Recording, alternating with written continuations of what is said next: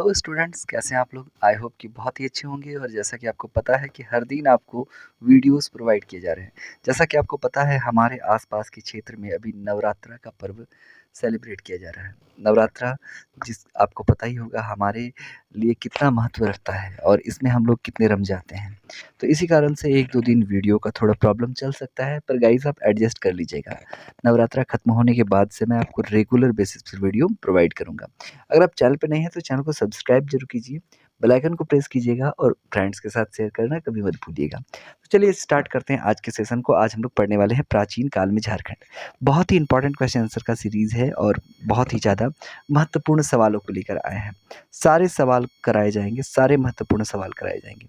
तो चलिए फटाफट से स्टार्ट करते हैं पहले क्वेश्चन की ओर। पहला क्वेश्चन क्या कहता है देखिए कि निम्न कथनों पर विचार करें। मौर्य काल में मगध में दक्षिण की ओर जाने वाला व्यापारिक मार्ग झारखंड से होकर गुजरता था। दूसरा कथन कहता है मौर्य काल में झारखंड का अपना राजनीतिक, आर्थिक एवं सामाजिक महत्व था। तीसरा कहता है कौटिल्य के अनुसार तत्कालीन कुकुट देश झारखंड में गणतंत्रात्मक शासन व्यवस्था थी, यानी कि डेमोक्रेसी था। तो इसमें से कौन सा कथन या कौन से कथन सत्य हैं? तो आपको सही आंसर क्या हो जाएगा? सभी कथन, यानी कि ऑप्शन नंबर 3 हो जाएगा। इनमें से सभी यानी कि तीनों कथन सही है, पहला, दूसरा और तीसरा।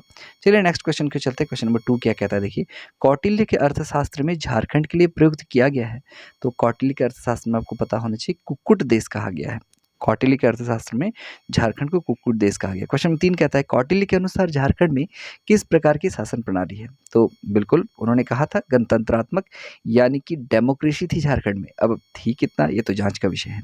क्वेश्चन नंबर 4 कहता है कि झारखंड मौर्य के शासनकाल में सेना के प्रयोग हेतु इनमें से कौन सी चीज़ झारखंड में मंगाई जाती थी? तो मौर्य काल में जब झारखंड के बारे में अगर हम पढ़ेंगे ना तो झारखंड से हाथी मंगवाया जाता था, क्योंकि भाई उस समय जो था ना बहुत ज़्यादा हमारा यहाँ जो जंगल से भरा हुआ था, तो हाथी बहुत उसके लिए इन्वायरमेंट अच्छा था, तो हाथी मंगवाया जाता मौर्य काल में झारखंड से, आपको याद रखना है। क्वेश्चन 5 कहता है कि कौटिल्य ने झारखंड की इंद्रावक नदियों से किस चीज़ के प्राप्त होने का उल्लेख किया है? तो इंद्रावक नदी से हीरा के प्राप्त होने का उल्लेख कौटिल्य ने अपनी पुस्तक अर्थशास्त्र में किया है। नेक्स्ट क्वेश्चन पे चलते हैं। यहाँ पे देखिए क्वेश्चन नंबर 7 क्या कहता है, 6 क्या कहता है कि झारखंड में अशोक द्वारा बौद्ध धर्म के प्रचार हेतु किस अधिकारी को भेजा गया? तो आपको पता होना चाहिए कि बौद्ध धर्म के प्रचार हेतु अशोक ने रक्षित को भेजा था। रक्षित नामक अधिकारी जो है वो बौद्ध धर्म के प्रचार के लिए झारखंड आए थे। आपको ध्यान रखें। क्वेश्चन 7 क्या कहता है, किस मौर्य सम्राट के कलिंग अभिलेख में झारखंड के संबंध में वर्णित है कि इस क्षेत्र के जनजातियों को मोरे धम्म का आचरण करना चाहिए। मेरे धम्म का आचरण करना चाहिए, तो किसके इसमें कहा गया है? तो भाई अशोक ने धम्म चलाया था ना, तो इसका सही answer option number C Ashok हो जाएगा। आगे चलते हैं नेक्स्ट क्वेश्चन नंबर 8 की ओर। क्वेश्चन नंबर 8 क्या कहता है, ध्यान दीजिएगा। अशोक द्वारा जनजातियों के बीच बौद्ध के प्रचार के लिए जिसे भेजा जाता था उसे क्या कहते थे?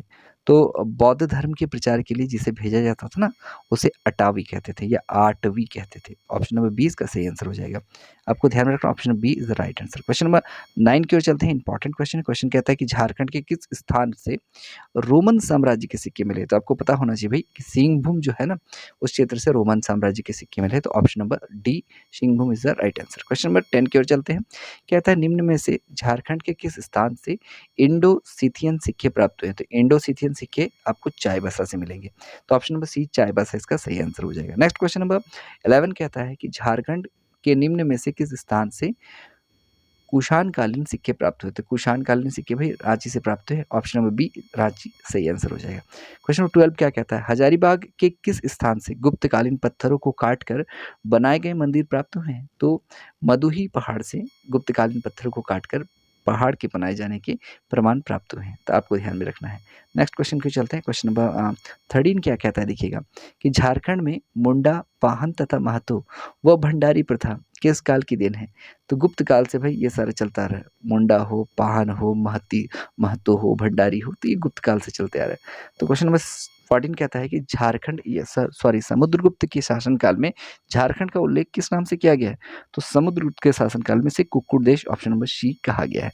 क्वेश्चन 15 कहता है कि निम्न में से किस गुप्त शासक ने पुंडवर्धन को अपने साम्राज्य में मिलाया जिससे झारखंड का विस्तृत क्षेत्र शामिल था? तो समुद्रगुप्त ने अपने पुण्यवर्धन को मिलाया था, जिसमें झारखंड शामिल था।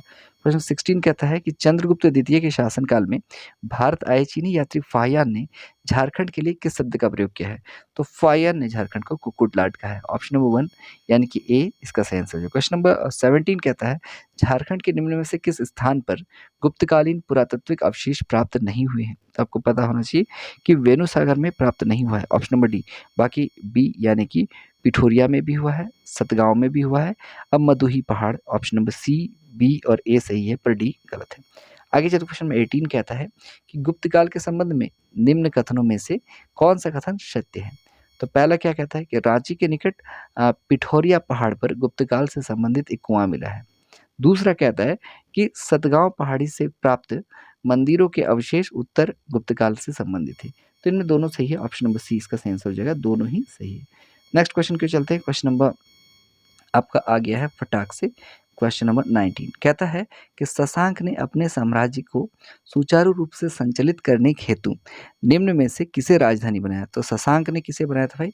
तो संथाल परगना का बड़ा बाजार और दुलमी दोनों को ही अपना राजधानी बनाया था। क्वेश्चन 20 कहता है कि निम्न में से कौन प्राचीन काल का प्रथम शासक था जिसने राजधानी झारखंड में थी? तो शशांक जो थी ना, शशांक की राजधानी झारखंड में थी। ऑप्शन नंबर सी इसका सही आंसर हो जाएगा। क्वेश्चन 21 कहता है शशांक के शासन के दौरान झारखंड के सिंहभूम के वेणुसागर में किस भगवान का मंदिर निर्माण किया गया था? तो आपको पता होना चाहिए शिव मंदिर का निर्माण किया गया था सिंहभूम का वेणुसागर में। क्वेश्चन नंबर 22 कहता है कि शैव धर्म का अनुयायी वह शासक जिसने झारखंड के विभिन्न शिव मंदिरों का निर्माण करवाया? तो आपको पता होना चाहिए शशांक ने। आशुतोष शशांक शेखर चंद्र मौलि चिदम्बरा कोटि कोटि प्रणाम शंभु कोटि नमन दिगंबरा। तो शशांक से आपको ये याद रखना है, शशांक ने शिव मंदिर का निर्माण करवाया था। क्वेश्चन नंबर 23 की ओर चलते हैं। क्वेश्चन नंबर 23 कहता है कि शशांक के शासन काल का प्रसिद्ध शिव मंदिर वेणुसागर स्थित है। तो वेणुसागर कहाँ पे है भाई? आपको ध्यान में रखना है वेणुसागर जो है ना वो कोचांग में है। कोचांग ऑप्शन नंबर डी इसका सही आंसर है। नेक्स्ट क्वेश्चन कैसे क्वेश्चन नंबर 24 क्या कहता है कि निम्न में से किस शासक ने झारखंड के सभी बौद्ध केंद्रों को नष्ट कर दिया तथा हिंदू धर्म महत्ता स्थापित करने का प्रयास किया? तो शशांक ने बौद्ध धर्म को नष्ट कर दिया था भाई और हिंदू धर्म की जो महत्ता थी उसे स्थापित करने का प्रयास किया था। Next question question question number 25 ध्यान दीजिएगा। 25 कहता है कि झारखंड के किस क्षेत्र में हर्षवर्धन की मुलाकात वैनसांग से हुई थी? तो भाई हर्षवर्धन की मुलाकात वैनसांग से ना राजमहल में होती है। ऑप्शन नंबर ए इसका राजमहल सही आंसर है। नेक्स्ट क्वेश्चन की ओर चलते हैं। क्वेश्चन नंबर 26 कहता है कि हर्यक वंश का वह शासक जो झारखंड के क्षेत्र में बौद्ध धर्म का प्रचार करना चाहता था? तो हर्यक वंश का बिंबिसार जो था ना वो झारखंड में बौद्ध धर्म का प्रसार करना चाहता था। क्वेश्चन 27 कहता है कि निम्न में से कौन सा कथन असत्य है? पहला कहता है कन्नौज के राजा यशुवर्मन के विजय अभियान के दौरान मगध के राजा जीवगुप्त द्वितीय को झारखंड में शरण लेनी पड़ी। वैनसांग ने अपनी यात्रा वृत्तांत में राजमहल क्षेत्र की चर्चा की।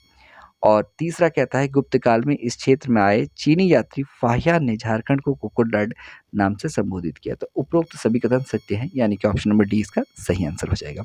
आगे क्यों चलते हैं, सारे प्रश्न इंपॉर्टेंट है और सारे प्रश्न आपको आने चाहिए। क्वेश्चन नंबर 28 कहता है कि निम्न में से कौन सा कथन सत्य है? पहला कहता है कि नंद वंश के समय झारखंड मगध साम्राज्य का हिस्सा था। दूसरा, नंद वंश की सेना में झारखंड से हाथी की आपूर्ति की जाती है। तीसरा कहता है उपरोक्त दोनों सही है और चौथा कहता है उपरोक्त दोनों कथन असत्य है, यानी पहला ऑप्शन नंबर सी हो जाएगा, उपरोक्त दोनों कथन सत्य है। इसी के साथ हमने 28 क्वेश्चंस जो है वो बहुत रैपिडली और बहुत स्पीड से कवर कर लिया। जैसे कि आपको पता है यहाँ पे आपको 100% सॉल्यूशन कराया जाता है सभी चीज़ों का, और प्लस आपको ध्यान में क्या रखना है कि आपको प्रैक्टिस करना है सारी चीज़ों का, और अगर आप प्रैक्टिस कीजिएगा तो आपका प्लस प्लस होता जाएगा, यानी कि सारी चीज़ें आपको याद होती जाएंगी। तो फिर मिलते हैं नेक्स्ट वीडियो में किसी एक नए इंटरेस्टिंग टॉपिक के साथ। तब तक के लिए thank you and good bye.